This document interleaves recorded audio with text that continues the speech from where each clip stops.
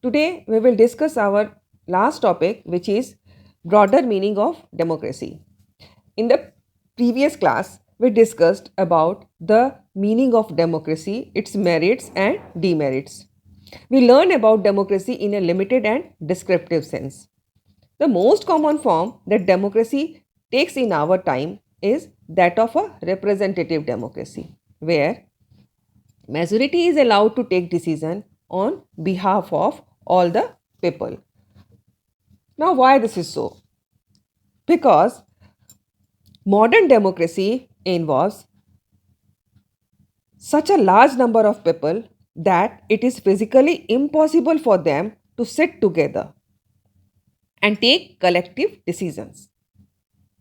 Even if they could, they does not have the time, the desire or the skill to take part in all the decisions. So, majority of people rule through this elected representatives. A democratic decision involves consultation with the consent of all those who are affected by that decision. Democracy is a principle that can be applied to any sphere of life. Democracy can apply to a government or a family or any other organization. Is this clear? So, at the end of this chapter, we come to the conclusion that no country is a perfect democracy that we discussed in this chapter. It provides only the minimum condition of a democracy. Every democracy has to try to realize the ideals of a democratic decision making, isn't it?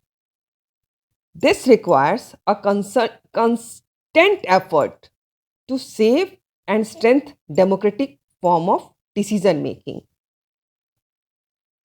This is what distinguishes democracy from other governments, from others form of government like monarchy, dictatorship or one party rule. Now, that's the end of the chapter.